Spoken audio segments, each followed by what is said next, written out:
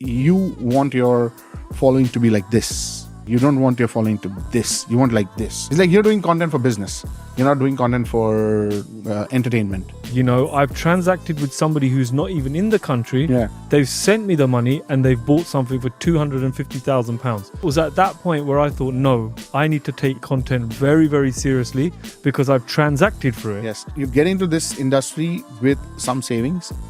Bare minimum 6 months. If you don't have that kind of money that you can't survive for 6 months without a deal, don't come in. So welcome everybody to another episode of the J2 Hub podcast. And today I'm very, very delighted to have a guest that I've been trying to track down for a while. Now, this particular guest, I've actually been listening to his podcast way before I came to Dubai. And I found it to be one of the most informative podcasts, one of the most honest podcasts. And the chap covered a lot of different things. So I landed this morning from London and I made sure I got this guy on as soon as I could. So Tahir Majitia, thank you so much, firstly, brother, for coming onto the podcast. It's my pleasure, James. Sorry, it took a little while for us to coordinate, but it's my pleasure. Yeah, you know what? For me, like I just said in the intro, I've been listening to you for a long time. Right. I've been listening to your episodes when I was still in London because I wanted to figure out Dubai.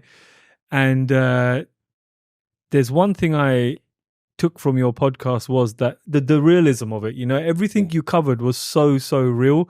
Whereas some people were trying to just go with what the current trends were, pushing it in a certain direction. But you were talking about all kinds of things. I mean, look, when you speak, what is reality and what is truth, you don't have to, first of all, keep remembering what you said. Sure. And not only that, eventually the world we live in today, everything is open, right? Someone goes and searches in the right direction, will come to know, okay, what the fact is. So you might as well, prove yourself right to them. Because if you say something and they go and, do some research and they feel, oh yes, what this person said, and what I'm researching is right. The trust builds. And the kind of industry we are in, building trust is everything. Sure. Because once you build your trust with your clients, your customers, that's what keeps you going. Sure. Because, one good client will refer you to another, the other will refer you to the third, and that's all. Yeah. So before I go on, tell me, there's one thing you say in the podcast every time: roll the music. Or roll the intro. The music. Cue the music. So that's your punchline that I remember. Where did the intro come from? Who came up with that intro? Because it's pretty catchy. That goes to, credit goes to probably I can say my mentor in the content space. Yeah. There's a guy called Raj Kotecha. Okay. And he runs a company called Creative Content Agency. And he is the one who actually taught me all about content. Okay. So a lot of my content which I put out is he's taught me a lot in how to do content. And he was the one who came up with this, like, you say it this way. So I said, okay, fine, and yeah. Am I the first person to say that to you, or have many people said that to you before? You are probably one of the first person. Because it's one thing that always rings, because when you used to say that, and then the episode used to drop after that, so it's very, very memorable. So look, I would class you as one of the big hitters in the social media space right now. You are everywhere. People see you. Well, I mean, okay, yes, people see me. I don't see myself as that big. Yes, I can say something proudly that I'm one of the most genuine guys spotting information online. There are a lot of people who are probably bigger than me on social media, but giving real information and not giving out crap, I can say yes, I'm one of the few. Yeah, but I think, look, people have large followings, and I've seen it before. I've seen people with 300,000-400,000 following. Yeah. And when you look at overall engagement, because now you've got AI apps that will tell you how well an account is engaged, and any good content company will be checking. So if you go and check some of these accounts and you think, man, okay, you've got all these following, but straight away this AI tool is picking up that 60% of your following is questionable, whether it's legit.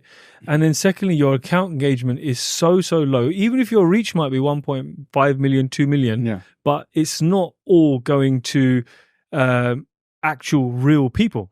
See, you're absolutely right, James. What happens is people have gone into so much numbers, right? That I have a following of this much and that much, and right? So, when I started creating content, I also obviously became, I came in touch with a lot of content creators, not in the field of real estate, but other things to learn, how content works and stuff like that. So in that journey, I became friends with a few good content creators globally, and I keep talking to them. And one guy told me something that he's like, and he's got a huge following. He's like, Tahir, just post it and ghost it. Yeah, don't nice. think much about what it's going to be, what this is. Just keep on doing, and don't worry about the numbers. Then I had an opportunity once to discuss this with Nas Daily on a call. Okay. And what he explained me is that you want your following to be like this. Okay. You don't want your following to this. You want like this. It's like you're doing content for business. You're not doing content for entertainment. Okay. You're doing it for business. So you don't want 10,000 people who don't have money. You want 1,000 people who probably have the money and would come to you to, for advice or buy property or whatever. So when you're doing it for something like this, it's like the numbers are not the thing. What is important is that you stick to what you're doing. Don't go into different things. Sure. Okay. And stick to what you know and just talk about it. Even if your following is not a very big following, but if it's a good following, that's what matters. And that's what I've tried over a period of last 4 years, that stick to what I know, that's real estate, not to try something else. Okay, once in a while, what you're doing and you share something personal, that's a different thing. But when it comes to the page, it's all about real estate. Sure. So it's an upside down pyramid. Exactly. Because you don't need 1,000 people asking you, oh, how do I do this? How do I do that? You want those 100, 200, 500,000 people who are interested in real estate in Dubai, want to invest, want to see what the opportunities are, and you want to have that conversation. You don't want to have a conversation with hundreds of people who probably are just, not interested, and they just want to find out information. For that, there's Google. Yeah, sure. So look, for me, probably 2 years ago, I would say the content, I got very serious with it. And I'll tell you what happened. So I stuck up a poll asking my audience that who's interested in this deal. The details of the deal were there, and it was a good deal. And I just did a poll, yes, no poll. I had 20 people reply yes, and I chased up with all 20 of those. From those, I had 2 people that were good and 1 transacted. There was only 300 views on this story post. And I thought to myself, God, this is gold. I've transacted with somebody who's not even in the country. Yeah. They've sent me the money and they've bought something for £250,000. Entry level price for Dubai. But it was at that point where I thought, no, I need to take content very, very seriously because I've transacted for it. Yes. So I'll tell you how I started with content. Okay. It's something similar. So I used to see from like say 2017, 18, that's the time I got interested that what is, people are putting videos on YouTube, some people on Instagram, and, it's not like today where everybody is doing it. There are very few people doing it. And I'm like, does this work? How is it? Will someone buy off a video like this? I was doing my own research, right? Because before I commit to something, I always like to know as much information about it before I go in. Sure. Because if I go in, then there's no coming out. Yeah. It's all in. Okay. So I was looking, I was like, I want to do, right? So then I was like, okay, somewhere in 2019, I said, okay, let me start doing something. I had a very small Instagram account, like 1,000, 1,500 people, like people and, just friends, family, and some acquaintances and stuff like that. Okay.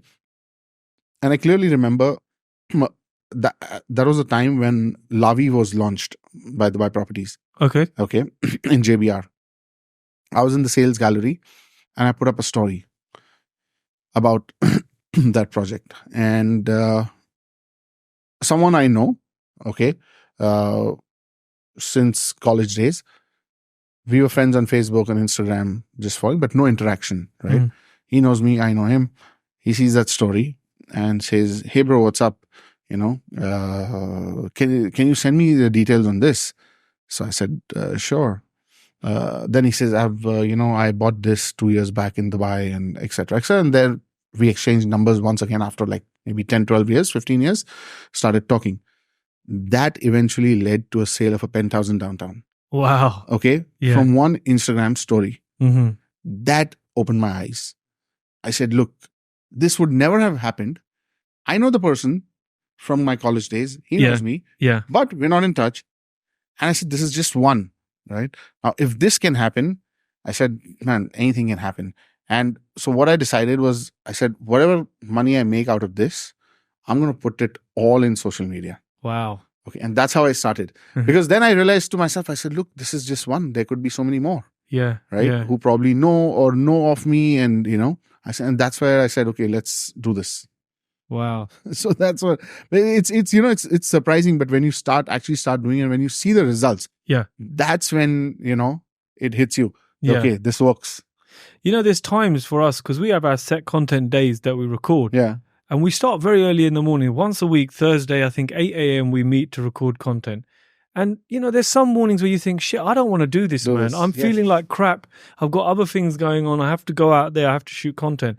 But then you keep reminding yourself of that one thing that happened that time. 100%. And that started to happen more and more and more and more now. So you think, right, I'm going to go out there and record content. Exactly. Because that beats calling any cold sheet all day long, 100%, right? Instead of cold calling and all that person is clearly opening the doors for you. Mm-hmm. All right. When someone messages you or calls you that, hey, look, I'm interested in this, or tell me more about this, it's like an open invite, right? Now you can approach the guy freely that, yes, tell me, how can I help you? If this doesn't suit you, I'll get you this, whatever, Yeah. Then you do your follow-ups and your the whole sales process. Mm-hmm. And still to this day, you follow the same process? I still keep putting it out. I mean, there are days, when I'm not really consistent. It does happen. Yeah. Okay. But then even if it is, I say, okay, fine. If it's not happened today, I'll do it tomorrow. And I do it. Yeah. I love that. Post it and ghost it. That's nice. Yeah. Yeah. Because look, I mean, you cannot, and I'll tell you what happens is, and I realize this, we think a lot about, algorithms, hashtags, my cover and this and that. Sometimes the most, the best edited video or the most valuable video will have very few views. And sometimes something which you put up and you're like, who's going to watch this, goes into hundreds of thousands or millions. And you're like, what was so special about it? But then you realize it's not about you. It's about the person watching. For us, like today, if we talk about a term like, say, a DLD or a RERA, you and me both know what it is. Yeah. But there's so many people who don't know about it.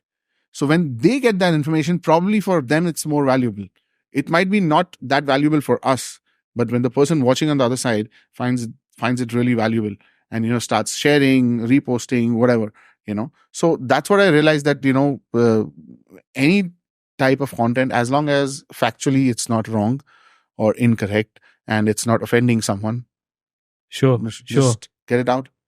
Do you have a strict content plan that you follow, or is it pretty go with the flow? I usually go with the flow. Okay. Yeah. I do try to keep a plan, but then it's also, the industry is moving so fast that something new comes up or something has happened. So you need to, immediately put it out, because if a new launch is coming up and if you probably put it out after 2 weeks, it's not going to be available. It's sold out. Sure. You need to be on it.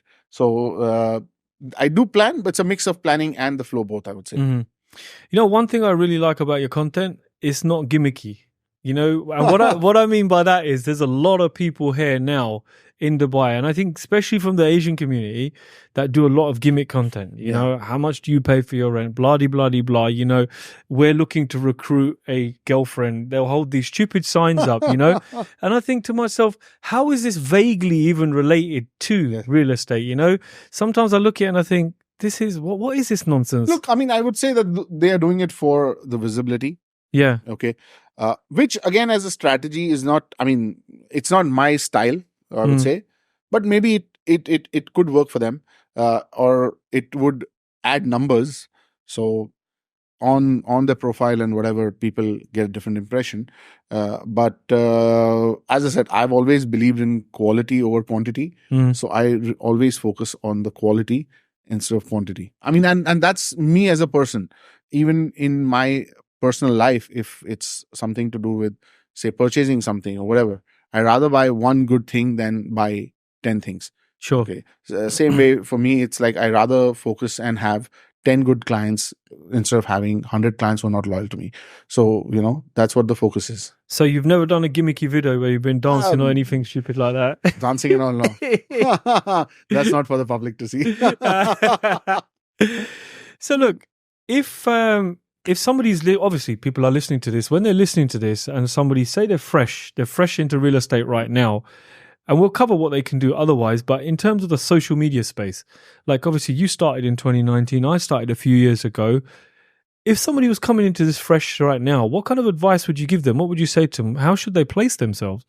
Look, the first thing I would tell that what is happening is with social media, everybody is becoming an expert, right? Like area expert? Sorry, no, I'm saying real estate expert, even though they are new. Yeah. Right. I'm a real estate.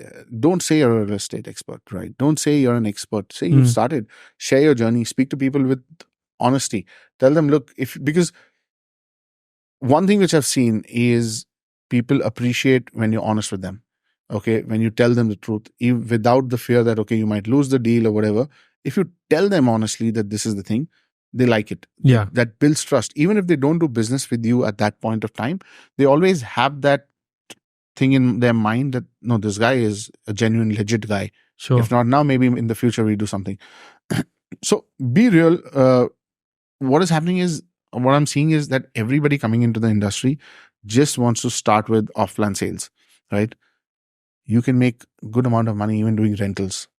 I know a lot of agents who till date only do rentals, and they probably must be taking home nothing less than 80,000 dirhams a month just doing rentals, because they only specialize in rentals and they only do rentals, right? And they keep doing. They probably must be renting something every second, third day.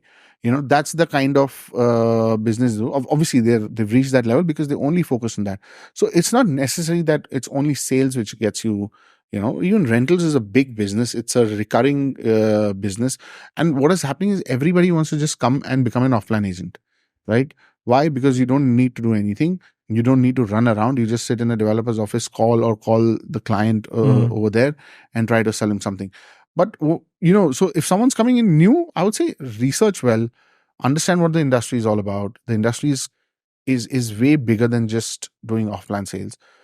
Also, be honest, try to learn instead of just trying to make gimmicky content that this will give you this much return and this and that. I mean, you have not done it yourself. You've not rented a property for a client. So with what authority are you saying that this property will give you this return? Yeah. Just because a developer salesperson told you that this is the kind of return and you believe that is not how you do it, Yeah. So, but if you are renting it or, today, for example, if I tell my clients, I tell them, I'm personally now not doing rentals, but I have a team taking care of that. And I know the numbers and I can with authority say, look, this unit we rented for this much, so at least I can prove numbers to them. So that's very important, I would say. And second thing, I think that a lot of people get into real estate thinking it's quick money and easy money. It is not easy. It is not easy. One thing which real estate is not easy. It's yes, it's good money. It's a good career. It's amazing, and I love it. But it's not easy, and it's not for everyone. Yeah, I love what you said there. It's a good career, because I don't think people don't treat this as a career, because the barrier to entry is so low. Exactly. Anybody can come in. I was at a developer's office the other day, and the sales director, he was saying to me, he goes, James, my job has become so hard now because I'm having to train these guys that are literally fresh off the boat. And he said to me, he goes, come sit in with me and I'll show you. And people were struggling to speak English. People were struggling to understand the basics of stuff. But I think, like you said, everybody looks at it and they think it's quick money. I would say it's the hardest thing I've ever done. It's absolutely. What is happening is, like, if you see right now, developers, especially big developers, they're giving trainings every day. Probably every day there are trainings happening at one or the other sales center. And, you go there and you see hundreds of people just sitting there trying to understand, right? There's nothing wrong in it. But I think, too many people are getting in with a short-term vision without understanding anything, without knowing what the market is, without knowing how real estate works. And that's where, they probably get demotivated or leave midway. Yeah. I mean, look, for me, the first time when I came, obviously I joined a big firm, and I closed the deal one day out of training. But I was lucky. Oh, actually, I don't know if I'd say I was lucky, but I had a social media presence from the UK where people were following my UK journey. And then I still remember the deal today. It was to a guy called Dave, and it was 5-bedroom Damac Lagoons, Marbella cluster. And, you know, the team was shocked. They go, Jesus, you don't even know what an EOI is. You don't even know how the process works. But I still engrossed myself into that and went and closed it. And I don't know if that was a good thing or a bad thing, because that came so quickly. After that, I remember thinking, shit, now the pressure is really on, because that could be a fluke. Yes. And then I kept thinking, what about the next one? What about the next one?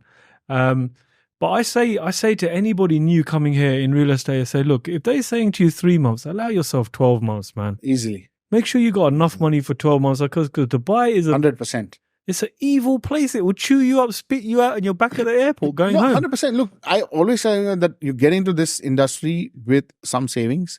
Bare minimum 6 months. If you don't have that kind of money that you can't survive for 6 months without a deal, don't come in.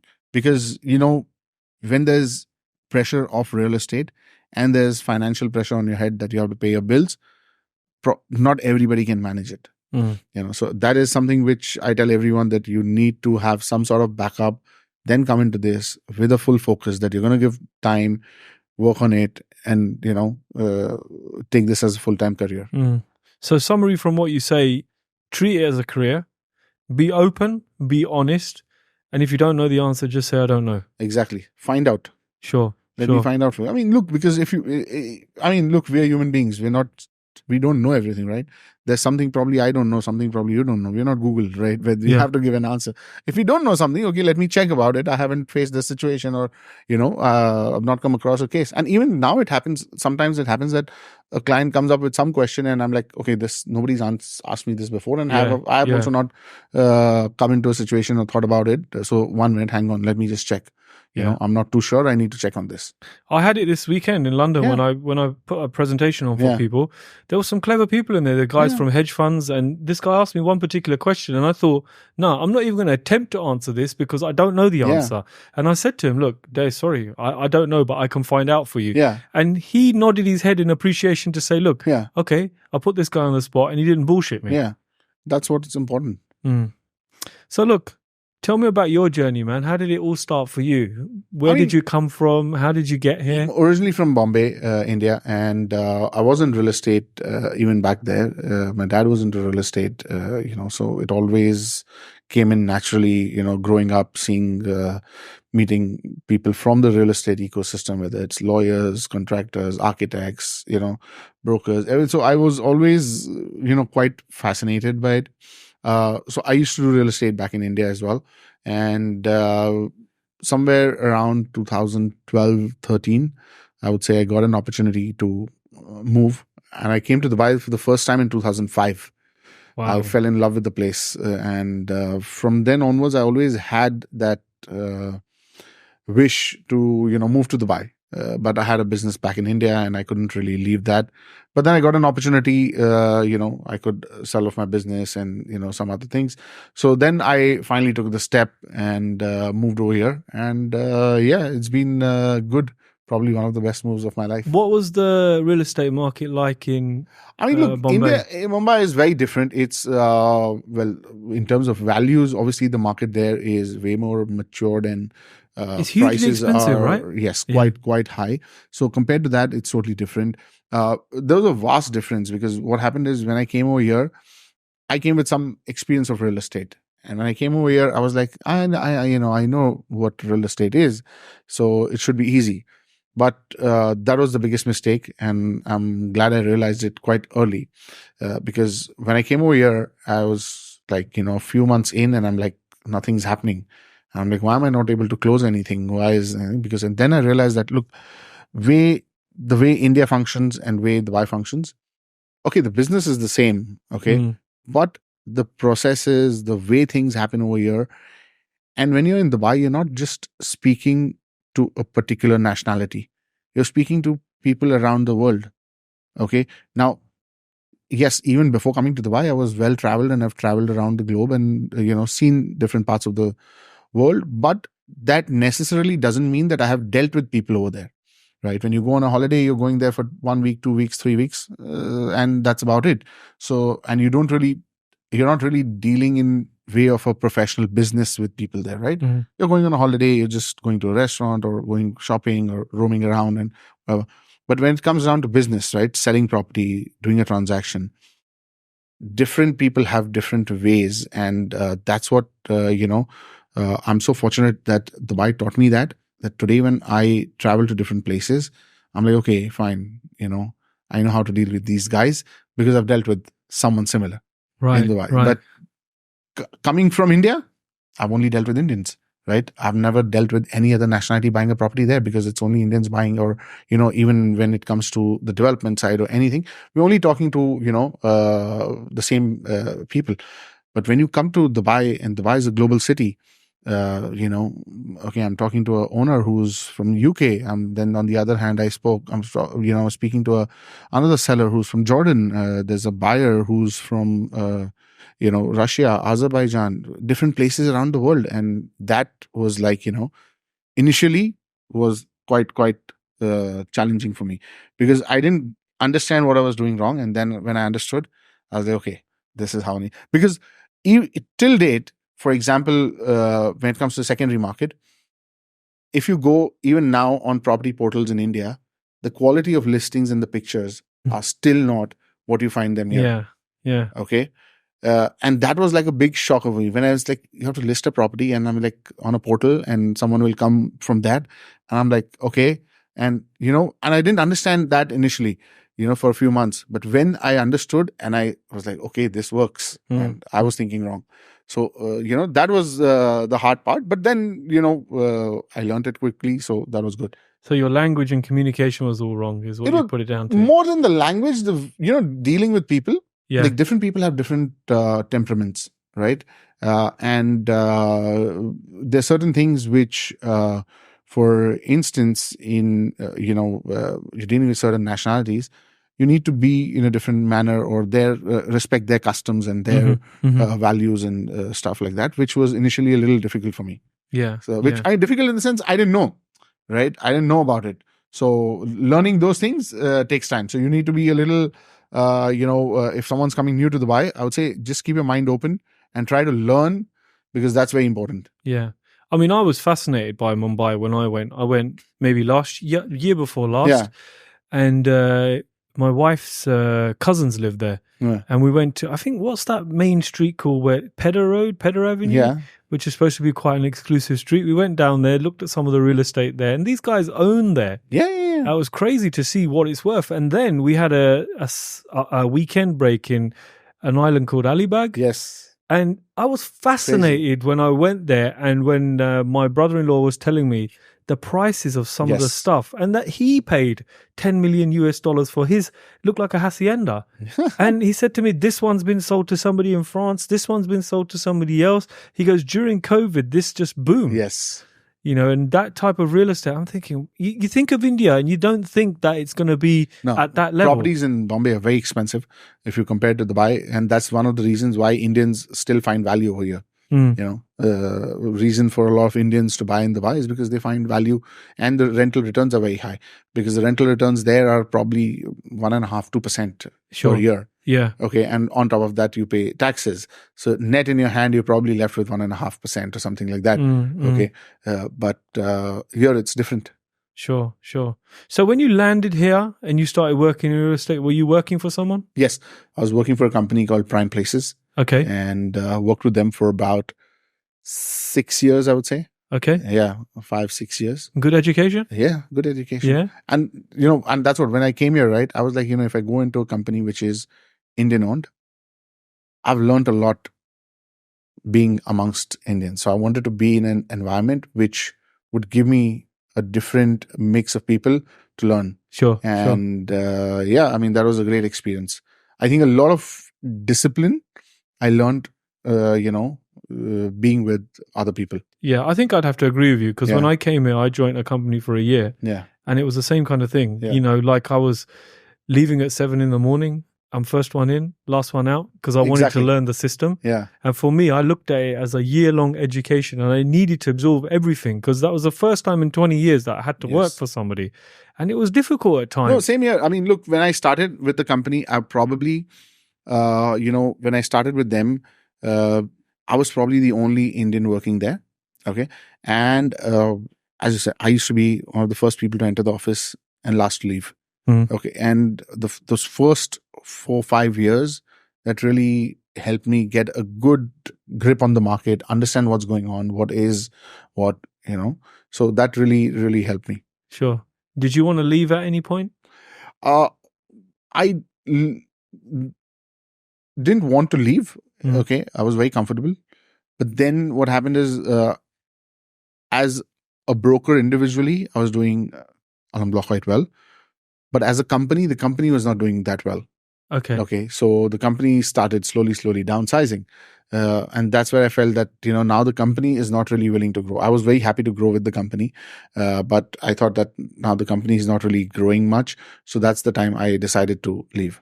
So guys, if you're thinking of investing in Dubai, we offer 2 services. Number 1, you can book a consultation call with us. Now, what this consultation call involves, it's a full overview of Dubai where we show you what's going on where the new up-and-coming spots are to invest. It's a totally free call, so I highly advise, if Dubai is pricking your attention, get that call booked in so you can find out where to invest next.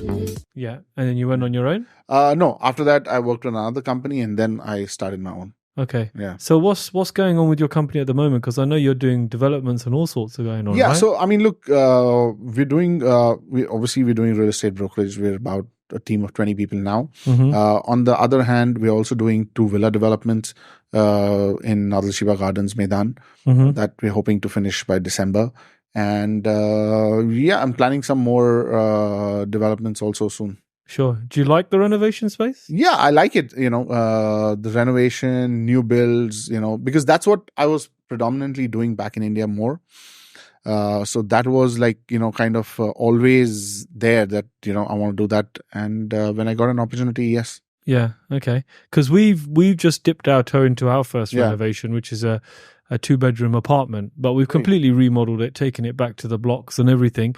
And like yourself, I'm shocked how similar our stories are, because back in the UK, I was involved in new builds, I was involved in renovations, and I think once you're in that space, you always have an itch to go back into that space. Yes. And I was very much, I've got many skills in the sense that I could do many things with my hands. Yeah. And still now, when I see the site, I want to get I want to get I want to get my hands dirty, but I have to tell myself that, look, your job isn't to get your hands dirty anymore. But I think this renovation space is an exciting space at the moment. Yeah, it is, because see, this, what has happened is this is very, in fact, I was just having this discussion. I had a very big interior designer from India on my podcast some time back, and we were just discussing this.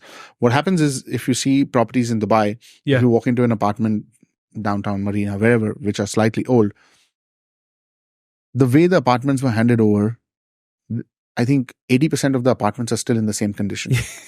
Okay.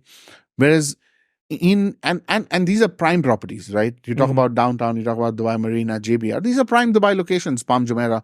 These are like the top Dubai locations. Right? Yeah. Now, if you talk about this, right, and if you compare this to, say, okay, Mumbai, from where I am, if you go to a place like the downtown, the main areas, into any building, you will not find 2 people having the same flooring in their house.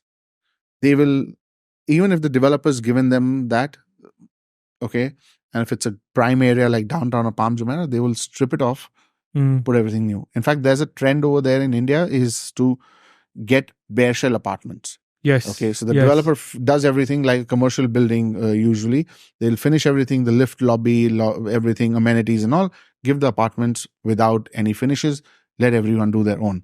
Okay, that's a trend. Whereas here, what happens is, you go into the apartments and all the apartments, a building has 400 apartments and all the 400 apartments look the same, right? And nobody actually takes an effort to do something different. Yeah. Now people have started realizing, because when it started becoming old and people started doing this, and there's money in it. But there was money in it, I think, always, to do it. And now what is happening is, even on newer builds like Sidra, Okay, people are taking those villas which are not so old and still renovating it, upgrading it completely, and putting it back in the market. Yeah. Because now I think people have realized that there is, much better value or, good margins in that. So I think that is something which there's a lot of renovation work to be done in Dubai, I think.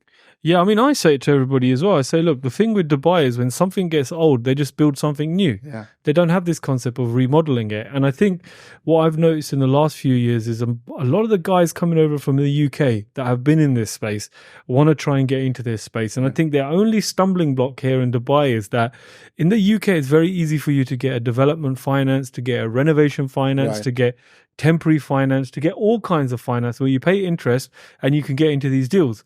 When they come over here and they say, James, I want to look at a villa renovation, then I tell them, look, first you're going to have to acquire the villa. Yes. Yeah, you might get a mortgage on your villa, but then, you got to tell your mortgage company that you're about to rip this thing apart, and then you need to find the money because you haven't been here long enough to apply for a bank loan. So I think still in Dubai, it's limited on who can get into that space. Yes. Which I feel is good because if there was development finance here, I think every idiot would be trying to do this. Yes. Definitely. And I again, with renovations, I very much think it's a skill. Yeah, it is. It's got to be in your blood. You gotta want to do it. See, you need to know the know-hows. You need to know what sells and where to spend money and where not to spend money. Sure. Because that's also very important. Sometimes what happens, people say, "Oh, I've spent so much money," but just by spending money doesn't mean that property is going to look really nice or is adding any utility. You also need to spend money the right way. Yeah. So that's where I think a lot of people don't, get it. Yeah. And you guys are from the ground up now, yeah? Searching for plots. Yeah, I mean, we're doing 2 villas where we're doing complete new builds. Yeah. So the plots were acquired long back and the structure's already done. Block work, MEP is going on, starting soon. So yeah. And you're designing those to sell? Yes, we have a architect on board to do the design, but of course our inputs and what we wanted, how we wanted. Okay, and is that a separate company from your real estate company? Yes, that's a separate development company. Okay, yeah. Got you. Yeah. And if this one goes well, we would see you doing more developments? Yes, inshallah, soon. We should look at more projects. Good stuff. Okay. Tahir, I want to talk to you about Dubai as a whole, where we are now. Where do you think Dubai is headed in terms of what would you say are the next areas? If somebody's listening to our podcast right now and they're thinking, you know what, I want to make an investment in Dubai. And, places like Marina, downtown, all of these places, business bays are great areas, but a lot of the new entry-level investors are going to be completely priced out. Yes. I mean, I've got my opinions on this. What are your opinions on where somebody who's trying to dip their toe, they want a good investment in a good area that's going to do well over time? I mean, look, I personally, there are 2 locations which are my top favorite. One is Dubai South, okay, which includes Dubai South, Exporter City, Emaar South, and that whole belt. And the second place is, the whole Mina Rashid, Maritime City, and Dubai Islands. I think these 2 communities will, over long term, really give some great returns to investors. Sure. Because I still feel that these prices are good. If someone wants really affordable, then it's, the Dubai South, Expo City, that side. If someone wants something in the mid end, I think, Mina Rashid, Maritime City, Dubai Islands, these projects are still not, priced really high. They're still affordable, good entry level, and good scope for appreciation, because that whole area, I feel, is going to be repurposed into a very nice, modern, waterfront living. Yeah. And waterfront living overall, we've seen that no matter where in the world, waterfront living is really, really appreciated. Mm-hmm. Well, it's good to know that we're thinking in the same way, because I would have said the same 2 areas as well, because I feel Dubai South for us, we concentrate on Town Square and anything down from there. And I've been banging on about Town Square for the last 3 years with this new airport. It's a lovely community. Yeah. I've been around to a lot of communities and I'm struggling to find the amenities that this has. It has a really good vibe. And we take clients everywhere. Well, not everywhere, but we'll show them. Say a client inquires about JVC. We take them to JVC. Then they want to see Dubai Hills, which they're priced out of if they're looking at the JVC. The minute you take them into Town Square, everybody says, I feel a certain way when I come into this community. Yes. You know, I think other than the kind of temporary traffic issue at the moment while the other major roads being built. Look, traffic is something which is, with the city growing. Yeah. We cannot expect that the city grows, the population doubles, and our roads are going to be freeways to drive cars at 120 all the time. Yeah. That's not going to happen, right? If the population grows, obviously more people coming in, yes, we're also going to see a lot of more public transport coming in with the new Metro Blue Line and, stuff like that. But traffic is going to increase. There is, no doubt about it. But look, still, as compared to a lot of other cities globally, our traffic is still okay. Yes, I would say so. Traffic is still okay. We don't get stuck in traffic where we're just stuck at one place for 1 hour. It's moving slow. Okay, cars are moving slowly. And, yes, there are certain, areas and certain places. And the government is actively working on it, right? I mean, I live in Business Bay. And to get to Al Khail Road, I take a particular route. And I saw they were making a flyover a few months back. I went on a holiday, I came back and I went to Al Khail Road and that flyover was ready. I'm like, man, what is this? And, I usually take this one particular ride to get on Al Khail Road. Yeah. And there all of a sudden I see a board that if I have to be on Al Khail, I have to keep more ride. I'm like, what is this? I said, okay, let me follow the board. And I'm like, it's taking me on the flyover. And I'm like, oh God, it's so fast. Yeah. Literally because that was the route I used to take every day to drop my kids to school. Sure. And I'm like, what happened? Right, they made it so fast. It's so the government is also doing a lot of things, but look, city is growing. Yeah, Dubai is growing. This is one thing I really love about Dubai, because living in London now, London's always been a very attractive area for Emiratis and people from GCC to invest in. But I went back last week and I had to travel a distance of 8 miles in rush hour traffic. It took me 1 hour and 59 minutes to go 8 miles. Yes. It's depressing, man. You're stopping. And then I look at this country and I think anytime there's an issue with the roads, a decision is made. And I feel because it's one person, His Royal Highness, making the decision, that things get done so quickly. And it's what you said. Like when I came here, I saw the metro extension being built. Now I go out on the roads and I think, these guys, man, in 50 degrees heat, they've gone quarter of a mile. It's so quick. James, what happened is, I'll tell you something. This is very funny. The first time I came to Dubai was 2005. Okay. 2007, they announced the metro. Okay. And from the first time I came to Dubai, after that, I've been coming to Dubai every 3 months, 3 to 4 months. I used to always come for 3-4 days, 5 days. When they announced the metro, I'm like, who's going to use this metro? Because the one of the attractions at that time, and, I used to come to Dubai very often for holidays and all. I used to love to drive. I still love driving. And, so every time I come, I used to get a new car, drive 3-4 days and, enjoy. So I was like, when they announced the metro, I saw work happening. I'm like, who's going to use the metro here, man? The cars are so amazing. Roads are so good. What's the metro for?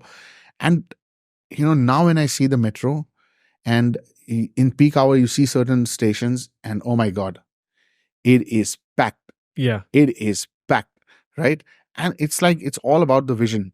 And when they say they want to do it, right, they do it. Yeah. 2-3 things happened with me personally.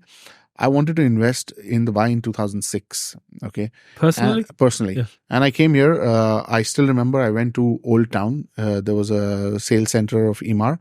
And that time they were showing us the brochures or, that Dubai Mall is going to come and this is going to happen and that is going to happen. And I come from India. And where nothing happens, what is shown, unfortunately, or or on time. And I'm like, these brochures look good, but is it going to come out like this? I was like, I was like, oh, maybe not. I said, forget it, leave it. And today, when I see the place, it's like, oh my God, it's amazing, right? It's amazing. One thing I've seen is whenever Dubai plans something and they show that they're going to do it. And when they announce they're starting this, they do it. And I think it's probably one of the best planned cities around the world. Yeah. I don't think there's any other city which has, which does so much planning. You can't fail to be inspired driving on these streets, seeing what's going on. I was saying to the guys in the UK, I said, you come to Dubai and you think you're doing well in the UK, but this country, man, it sets new levels. Absolutely. There is always, you might be a multi-millionaire, there'll be a billionaire. Yes. You might want to get to level 10, then somebody's already sitting on level 20. But what I also found about Dubai is, it's very easy to connect with like-minded. Like, if take this for example, I want to connect with you. It's easy to connect with people. I realized this in Dubai, that people, one thing which is really good, and that to connect with people, it's not so difficult.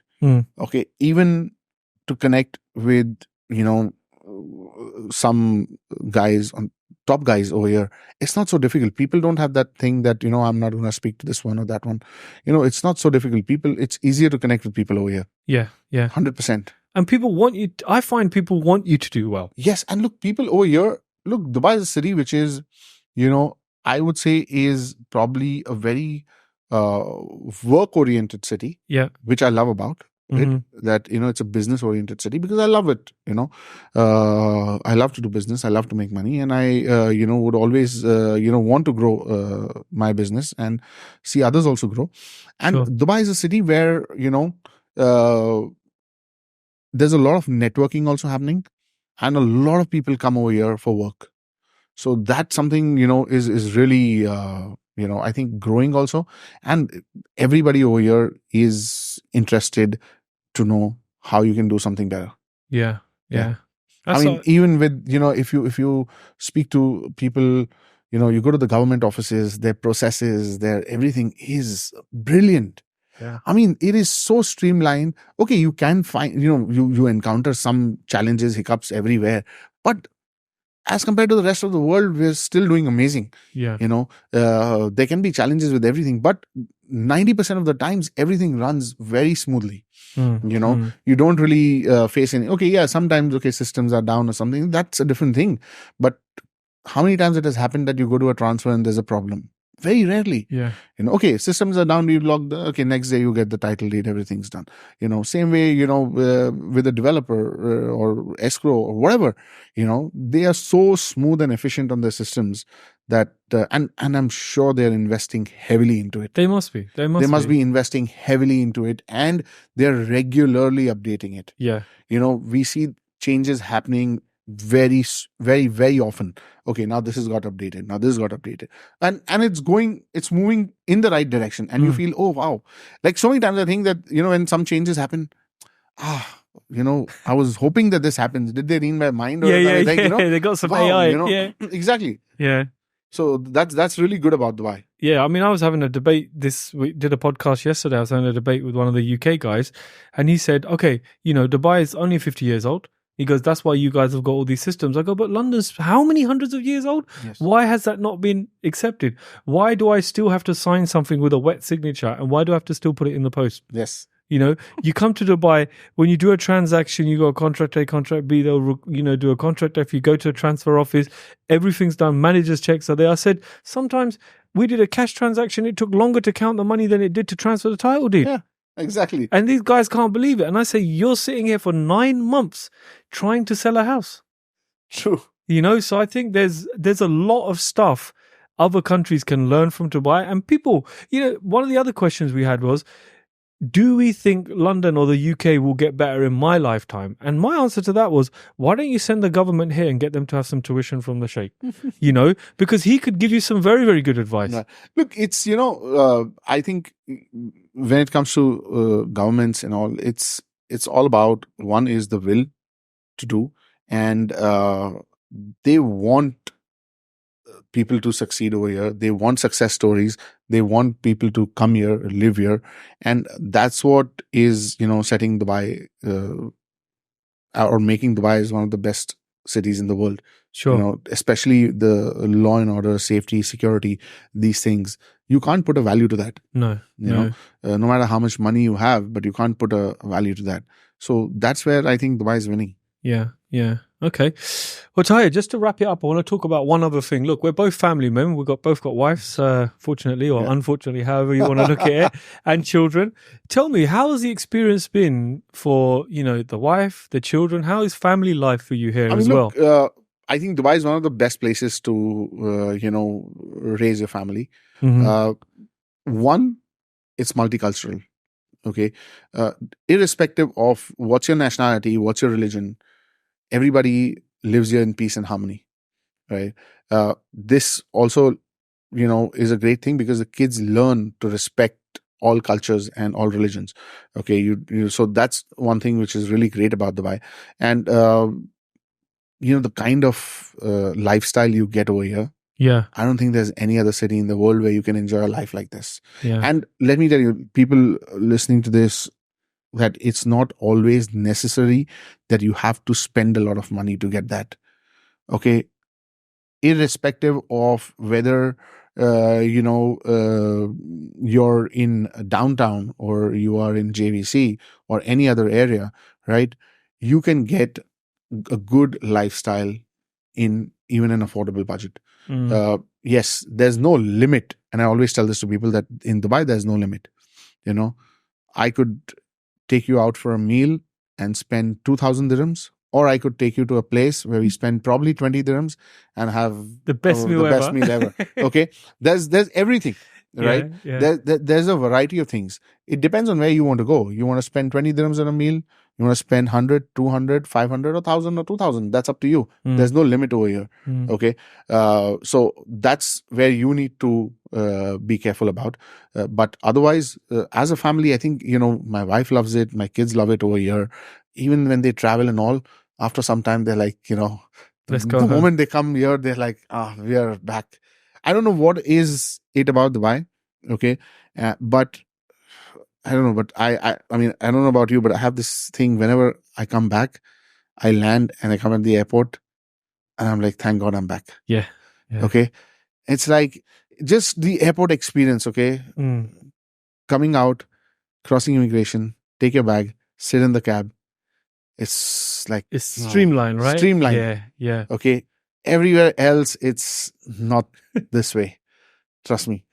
I left Heathrow yesterday with a big, because I bought my bike over, a race bike over, with a big wooden box, weighs 32 kilos. The box was wooden. I got in the airport staff are being very odd, looking, what is this? I get to the Emirates desk and suddenly the vibe changes because these guys are trained correctly, right? Yes. The Emirates baggage handler takes it nicely, puts it through.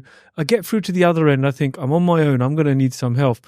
Concierge service is there. He goes, only 40 dirhams, sir. What do you need? Takes the big box, takes the other suitcase, loads it in the car. And you're right. The minute you sit in the taxi, it's like, I'm home. Or even when you hear that Emirates landing music, when they land, that Emirates music, you're like, okay, things are good now. Good now. Yeah. So I think for me, it took a long time to get, maybe 3-4 months to get settled. Yes. Yeah. I mean, it takes time to get settled, I think, 3-4 months, 6 months, that's fine. But once you get, I tell everyone, look, once you live here for 1-2 years, done. Yes. You're not going back. You can't. You can't. And a lot of people used to tell me that early on. He goes, when Dubai starts running through your blood. Dubai spoils you. Yeah. It's the small things which irritate you after you live in Dubai. Like, man, what is this?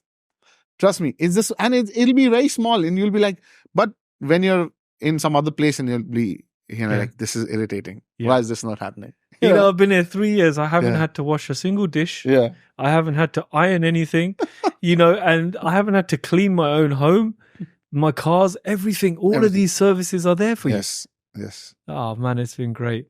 So, look, Jaya, I always like to finish up with quite a morbid question, because we're all headed towards this one place in life which is guaranteed is death. Yes. 100%. You've built a good business, a successful business. When it's all said and done and you're no longer here, if you could be a fly on the wall at your own funeral, what would you want people to remember you as? What would you want people to say about you?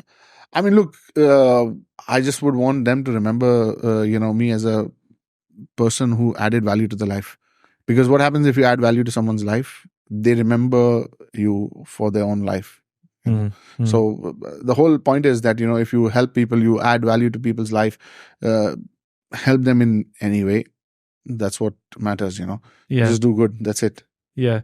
I think, look, throughout this whole podcast, one thing I've taken is with yourself, it's been transparency, being open and being honest. Everything has come back to these three things. Exactly. Yeah. So look, if anybody wants to connect with you, where's the best place to connect with you? Any of the social media handles at Tahir Majid. Yeah, that's it. Just send you a message and they can connect. Message. Okay, it's been great, man. Tahir, thank you so much, man, for joining me in this podcast. James. Thanks. Thank you so much. Like I said, I was a fan before interviewing you, so it's been really nice to connect with you. Thank you so much. And I appreciate you taking time. Thanks. Thank you for tuning in, everybody. I'll see you on the next one.